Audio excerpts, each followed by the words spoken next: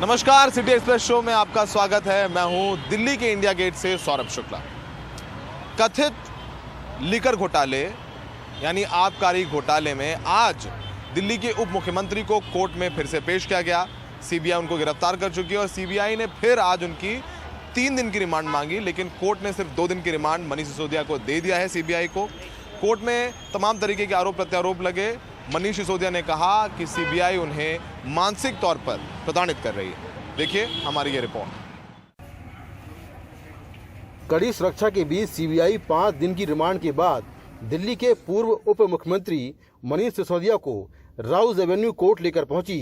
Court पहुंचते ही CBI ने सिसोदिया की 3 दिन की रिमांड मांगी। वो ऐसे नहीं बोल रहे जैसे उनको बुलवाना चाहते हैं वो, तो ये बहुत ही बेहुदा आर्गुमेंट है और इस आधार पे इस प्रकार के व्यक्ति को जेल में रखना बहुत ही निंदनीय है। 3 दिन की रिमांड मांगते हुए सीबीआई ने दलील दी कि मनीष सिसोदिया जांच में सहयोग नहीं कर रहे हैं। दिल्ली सरकार के कुछ अफसरों को उनके सामने बिठाकर पूछताछ हुई है, जबकि 2 और गवाहों को उनके सामने बिठाकर पूछताछ करनी है। जो डिजिटल सबूत मिले हैं उसे लेकर पूछताछ होनी है। पूरी साजिश की जांच करनी है। पूछताछ की वीडियोग्राफी हो रही है, लेकिन अभी वो कोर्ट में नहीं दिखा सकते। सीबीआई हेडक्वार्टर जहां पर हम खड़े हैं इस वक्त, यहीं पर मनीष सिसोदिया से 2 दिन और पूछताछ होगी और हो सकता है कि पहले आरोपी और अब सीबीआई के गवाह बन चुके दिनेश अरोड़ा को मनीष सिसोदिया के सामने बैठाकर पूछताछ हो। ये दिनेश अरोड़ा ने ही बाकी लिकर प्लेयर्स को इकट्ठा किया, उनसे पैसा लिया और मनीष सिसोदिया से कहा कि इनके मुताबिक आप ये नया पॉलिसी ड्राफ्ट कीजिए। वहीं मनीष सिसोदिया की तरफ से दलील दी गई कि सीबीआई के रिमांड के पेपर में कुछ भी नया नहीं है। मनीष के घर रेड हो चुकी है। सीबीआई ने जो दस्तावेज मांगे वो दिए गए। वो कहीं भाग नहीं रहे हैं। मनीष की पत्नी बीमार है, इसलिए होली पर उन्हें घर जाने दिया जाए, उन्हें रिमांड पर ना भेजा जाए। कोर्ट में मनीष सिसोदिया ने कहा कि हर रोज 8 घंटे तक एक ही सवाल पूछा जा रहा है, इससे उनका मानसिक शोषण हो रहा है। मनीष सिसोदिया की पेशी के पहले और पेशी के वक्त कोर्ट के पास ही आप पार्टी के मुख्यालय पर आप कार्यकर्ताओं ने मनीष की गिरफ्तारी के खिलाफ जोरदार प्रदर्शन किया। दरअसल आम आदमी पार्टी इस प्रदर्शन के जरिए मनीष सिसोदिया को इस पूरे कानूनी प्रक्रिया के पीड़ित के तौर पर पेश करना चाहती है। यही वजह है कि लगातार वो धरने प्रदर्शन करके इस तरीके की मैसेजिंग कर रही है। उधर बीजेपी भी प्रदर्शन कर रही है और ये कोशिश कर रही है कि आम लोगों के बीच में मनीष सिसोदिया शराब घोटाले के मुख्य आरोपी के तौर पर उनको लोगों के बीच में पेश किया जाए। हमारी लड़ाई न्यायालय में, सड़क पर, संसद में, हर जगह जारी रहेगी। आम आदमी पार्टी का एक एक कार्यकर्ता, हमारा संघर्ष आगे भी चलता रहेगा। न्यायालय का हम लोग सम्मान करते हैं। न्यायालय का जो फैसला आया है उसके बारे में जो वकील साहिबान हैं वो बताएंगे, लेकिन ये मैं जरूर कहूंगा कि नरेंद्र मोदी सरकार की तानाशाही अपने चरम पर पहुंच चुकी है। सवाल यह है कि जो मनीष सिसोदिया ने दलीलें दी थी, विक्टिम कार्ड खेलने की कोशिश की थी कि मेरी वाइफ बीमार है इसलिए मुझे बाहर रहना चाहिए, जेल से नहीं मिलनी चाहिए। सवाल ये होता है कि जब आप ये घोटाला कर रहे थे तब आपको अपनी वाइफ का ख्याल नहीं आया? आज आप विक्टिम कार्ड खेलने की कोशिश कर रहे हो। दोनों पक्षों को सुनने के बाद कोर्ट ने मनीष सिसोदिया को 2 दिन की सीबीआई रिमांड पर भेज दिया है। अब कोर्ट मनीष सिसोदिया की जमानत पर सुनवाई 10 मार्च को 2 बजे करेगा। अब इस मामले में सोमवार का दिन काफी अहम होगा। ये देखना होगा कि सोमवार को क्या ईडी की टीम राउज एवेन्यू कोर्ट आती है और मनीष सिसोदिया की मनी लॉन्ड्रिंग के मामले में रिमांड मांगती है। अगर ईडी को रिमांड मिलती है तो फिर मनीष सिसोदिया की मुश्किलें काफी बढ़ने वाली हैं, क्योंकि कानूनी तौर पर सीबीआई से ज्यादा अधिकार ईडी के पास हैं।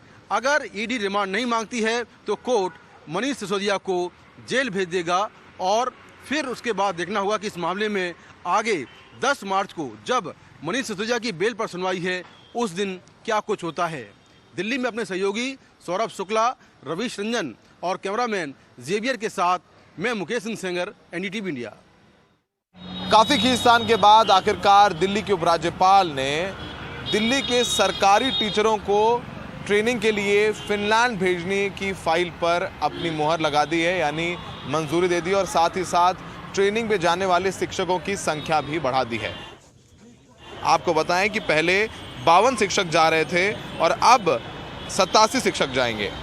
उपराज्यपाल के मुताबिक 29 प्रशासनिक जोन है, हर जोन से 3 प्राइमरी इंचार्ज फिनलैंड ट्रेनिंग के लिए जा सकेंगे। दिल्ली के सरकारी स्कूल के टीचर्स को फिनलैंड ट्रेनिंग के लिए भेजने का मामला काफी समय से निर्वाचित सरकार और उपराज्यपाल के बीच तनाव का विषय बना हुआ था।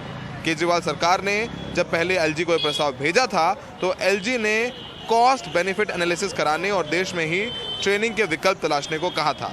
इसके बाद केजरीवाल ने 20 जनवरी को उपराज्यपाल को फिर से इस मामले की फाइल भेजी थी। उपराज्यपाल ने आखिरकार इसे मंजूरी दे दी।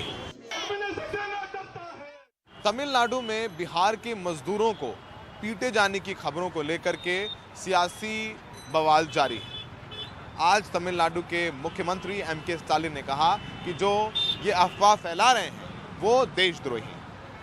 आपको बताएं कि तमिलनाडु हमेशा मेहमानों की देखभाल और मदद करता है। ये बातें स्टालिन कह रहे हैं। उन्होंने कहा कि प्रवासी मजदूर हमारे विकास में भागीदार हैं। स्टालिन ने कहा कि उन्होंने बिहार के सीएम नीतीश कुमार को भी भरोसा दिलाया है कि बिहार के मजदूरों को नुकसान नहीं पहुंचने दिया जाएगा।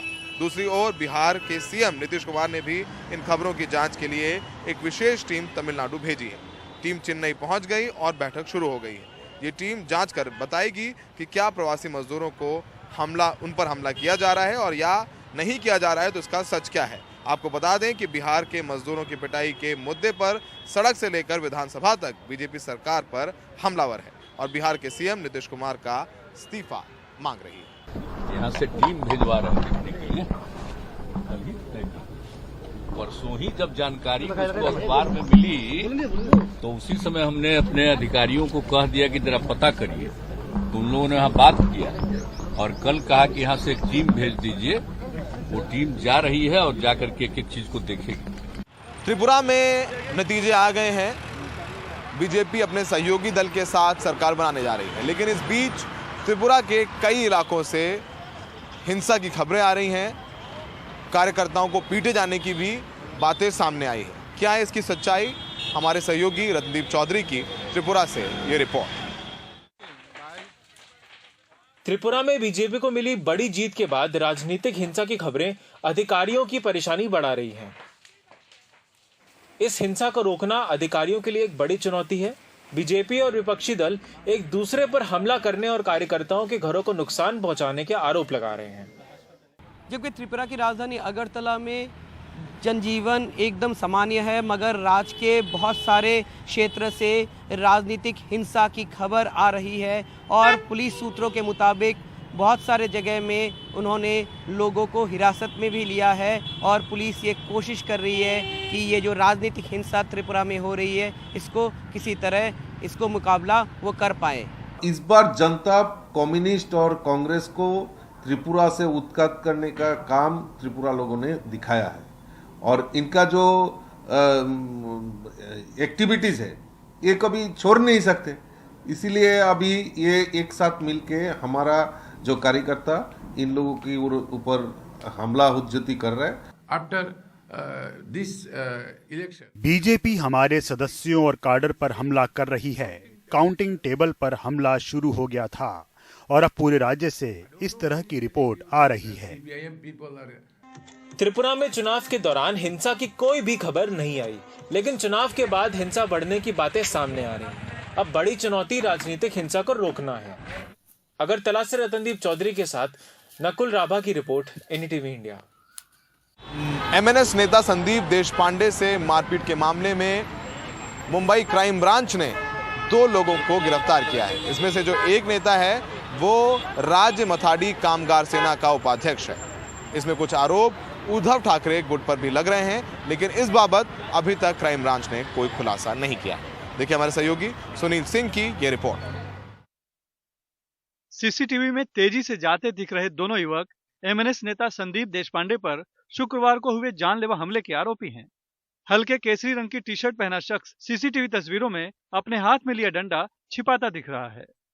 मुंबई पुलिस के मुताबिक इसका नाम अशोक खरात है और महाराष्ट्र राज्य माथाड़ी और जनरल कामगार सेना का उपाध्यक्ष है। इसके खिलाफ पहले से डोंबिवली में हत्या का मामला दर्ज है। जबरन वसूली के आरोप में मकोका के तहत गिरफ्तार हो चुका है, जबकि दूसरा आरोपी किशन सोलंकी इसका साथी है। नीचे हमने क्राइम ब्रांच की 8 से ज्यादा टीम बनाई थी। टीम ने जो सीसीटीवी फुटेज है प्लस टेक्निकल जो सपोर्ट है और गोपनीय जो सोर्सेस है उनके जरिए हमने इसमें जो शरीक जो 2 आरोपी थे वो निष्पन्न किए हैं और उनको अरेस्ट भी किया है। उनके 2 साथीदार इनको हमने भांडुप से अरेस्ट किया है। इसमें से एक जो है वो महाराष्ट्र राज्य माथाडी और जनरल कामगार सेना का उपाध्यक्ष है। एमएनएस नेता संदीप देशपांडे पर शुक्रवार की सुबह शिवाजी पार्क में डंडे से हमला हुआ था। उनके हाथ और पैर में चोट आई है। देशपांडे के मुताबिक हाल ही में उन्होंने कोविड सेंटर में हुए घोटाले को बीएमसी आयुक्त के सामने उठाया था, इसीलिए उन्हें डराने की कोशिश हो रही है, लेकिन वो डरने वाले नहीं है।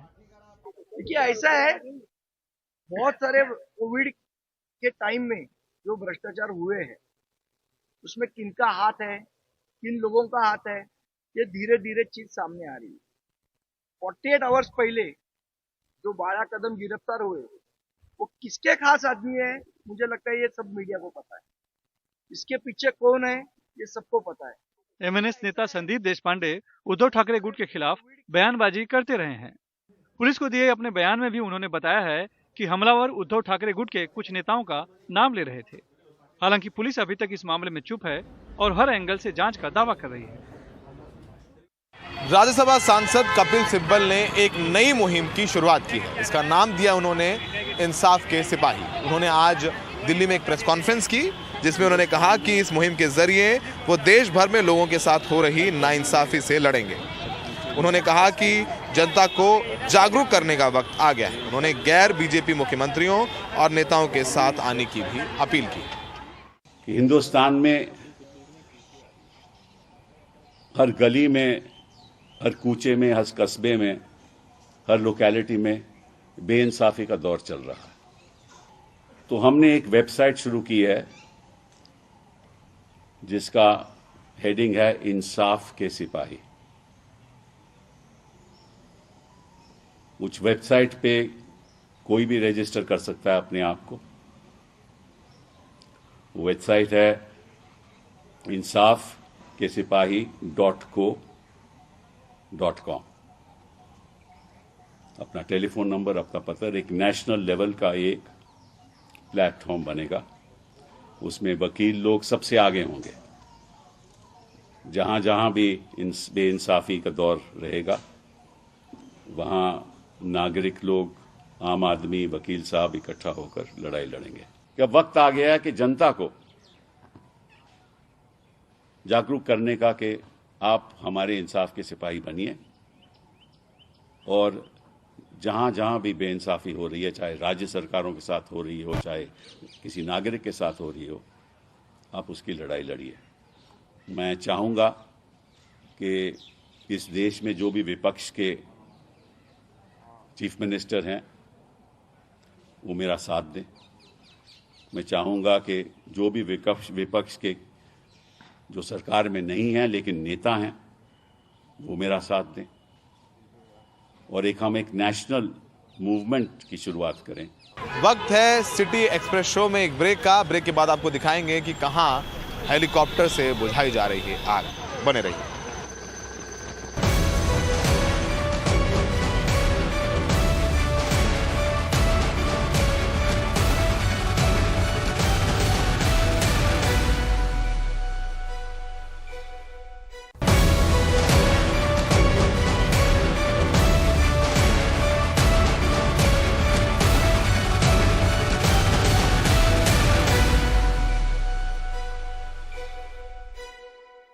कोची के ब्रह्मपुर वेस्ट प्लांट में भीषण आग लगी है। यहां आग बुझाने के लिए दमकल के अलावा नेवी की भी टीमें लगातार लगी हुई हैं। तस्वीरों में आप देख सकते हैं कि आग कितनी दूर तक फैल चुकी है। नेवी की टीमें हेलीकॉप्टरों से भी पानी डाल रही हैं। आग इतनी भीषण है कि कई किलोमीटर तक धुआं ही धुआं दिखाई दे रहा है।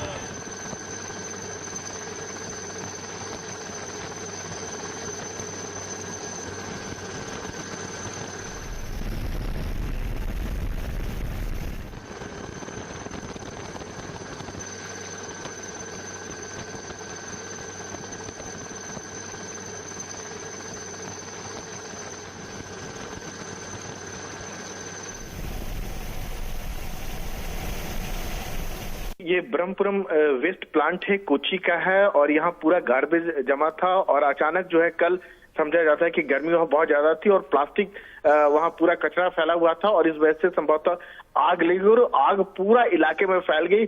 उसके बाद डिस्ट्रिक्ट एडमिनिस्ट्रेशन ने नेवी से मदद मांगी और उसके बाद नेवी जो है, जो नेवी के जो फायर पूरी इक्विपमेंट है वो पूरी लगाई गई और उसके बाद जब आग कंट्रोल नहीं हुआ तो फिर हेलीकॉप्टर से, एडवांस लाइट हेलीकॉप्टर से एक वाटर बैकेट के जरिए 5000 लीटर पानी का यहाँ छिड़काव किया गया। सीकिंग हेलीकॉप्टर भी यहाँ पर स्टैंड बाई में थे और जो फायर टेंडर जो नेवी की टीम थी उसके जरिए भी जो है आग बुझाने की कोशिश की गई और उसका नतीजा ये हुआ कि आग पर काफी हद तक काबू पा लिया गया है। लेकिन हालांकि यह भी है कि अब आग बढ़ नहीं पा रहा है, कंट्रोल कर लिया गया है लेकिन आग पूरी तरह से बुझी नहीं है।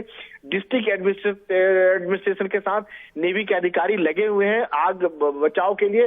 अभी तक जो जानकारी मिल पाई है इससे कोई जान माल का बहुत ज्यादा नुकसान नहीं हुआ।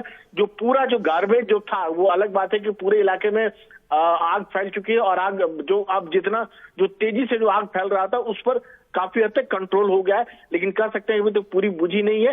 लेकिन सारे जो इक्विपमेंट जो है नेवी के जो है आग बुझाने के वो इसमें लगे हुए हैं। कल से आग लगी हुई है और उसके बाद जब जैसे खबर पहुंचाई गई डिस्ट्रिक्ट एडमिनिस्ट्रेशन ने नेवी को कहा कि आप आइए हमारी मदद के लिए, क्योंकि हमारे संसाधन से ये आग बुझ नहीं पा रही है।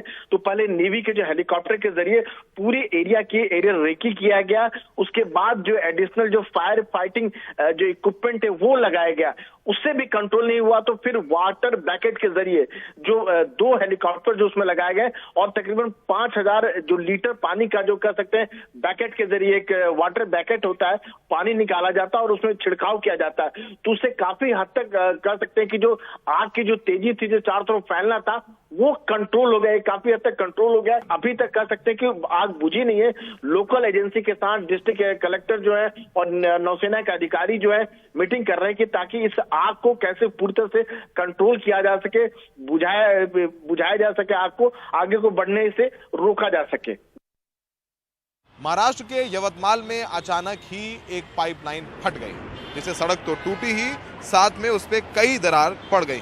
तेजी से पानी निकलना शुरू हो गया। इस घटना में स्कूटी से जा रही एक महिला भी घायल हो गई।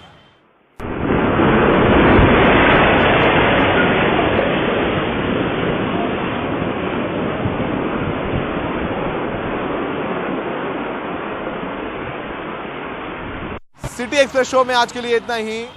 अभी मुझे दिल्ली से दीजिए इजाजत। देश दुनिया की तमाम खबरों के लिए बने रहिए एनडीटीवी इंडिया पर।